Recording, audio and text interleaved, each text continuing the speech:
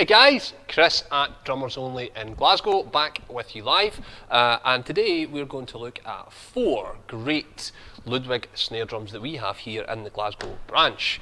Ludwig are synonymous with making great snare drums. They've made them for a long time, and these 4 are no exception, so we'll look at various shell materials and sizes. The first drum we have on the stand is a Black Magic 14x8. This is a black nickel over brass shell.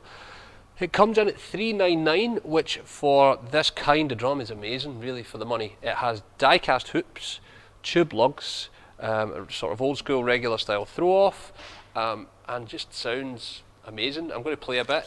It's loud, it's sensitive, kind of like me, really. So here we go.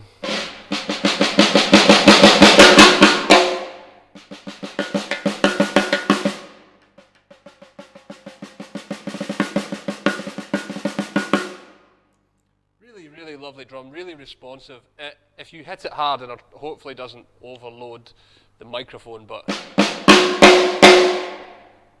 it really is a backbeat machine, a great rock drum. Because of the depth of the shell, you get lots of body of the tone, so yeah, it would suit hard rock, metal, but I think it can still do different things, you know, quieter folk things. If you want to use some brushes or some mallets or rods or broomsticks or something, I think you would get a lot of tone from it. We've kind of pushed the head a little, but I reckon if you tune it down, it would have lots of depth if you wanted to. It would give you a really fat, like dish, like real thuddy dead sound if you really wanted to tune it that way. So a really great drum for the money, and it's the Ludwig Black Magic 14x8 black nickel over brass. So I'll swap it out. Now the next one, I think,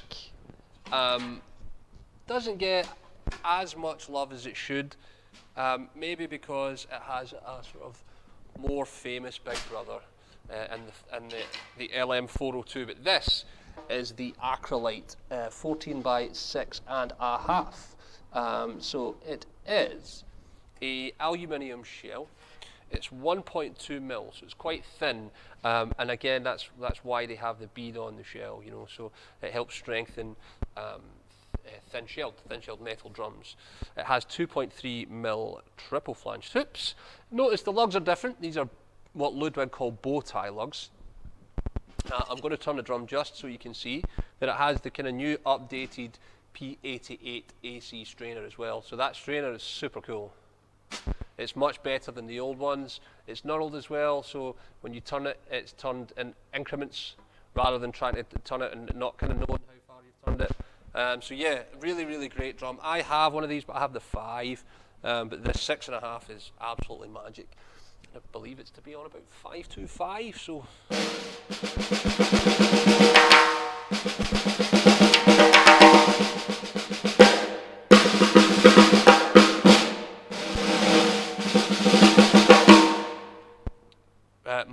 Much brighter than the Black Magic. Really sensitive, really dynamic, so if you play it quietly, it's still really responsive, which I love about it, and it's really open as well, really ringy. Again, something I really like about it. A lot of people, when they play these drums, dampen them down a lot, but I like them to be kind of bright and lively. I think it gives them a lot of character. So yeah, we have this. It's a brushed aluminium finish, as they all are. Really great, underrated drum. If you're looking for an aluminium all-rounder, this is surely a contender. Blue and olive badge is a kind of nod to the 70s, really, as opposed to the kind of keystone badge that you get on the 400 and the 402. So yeah, Ludwig 14.6.5 Acrolite. My favourite, I think. My favourite. Now we move on to wooden shells, and these we spec'd out purely for us, for the shop. These are part of this one, and the next one are part of the classic maple range, a range that's really widely sold in here. We love it. This is a 14x5, and my favourite finish that we have in the classic maple range, sorry, in the shop at the moment, aged onyx. It's a wrap. Triple flanged hoops again, tube lugs like the Black Magic, and the same throw-off, as you can see, as the Acrolite, the P88 AC. Really lovely drum. It's got the Keystone badge on it, which is their kind of heritage badge from the sort of 60s era, really. So yeah, 7-ply maple shells, cross-laminated. The way they cut the wood for this, the inside and the outside plies are thinner than the middle plies. So yeah, it gives them that kind of special classic maple recipe. So here we go with this one.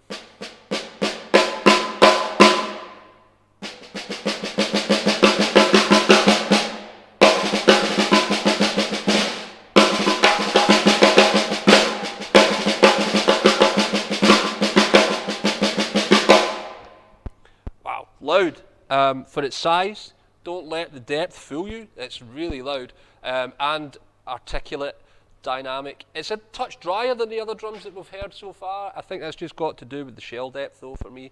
You're pushing out less air, so you'll get much more snare sound, certainly a lot quicker than you will with a bigger drum.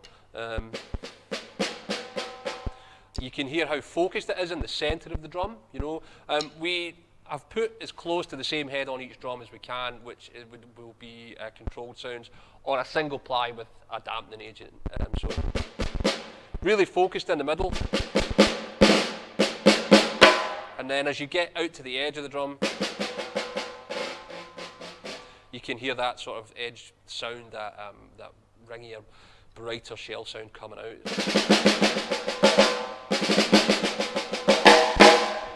Gorgeous. Gorgeous, gorgeous, gorgeous drum. So that's a classic maple 14x5 in aged onyx. And the last drum that I wanted to look at today was another classic maple, but this is a 14x6.5. All the spec except for the finish and the size with the last drum is the same. So tube lugs, triple flange tubes, the same badge, the same throw off, the same shell, but this is in vintage black oyster, which is a classic. The classic Ludwig colour for me, I would think, from when Ringo started to play it right through. By far probably the best selling finish in this range in this shop. So yeah, we've put a slightly different head on this one. This one is an Evans Genera Dry, which is a great head actually. So yeah, I'm just going to play a little bit of this and let you see what you think. Hear what you think even.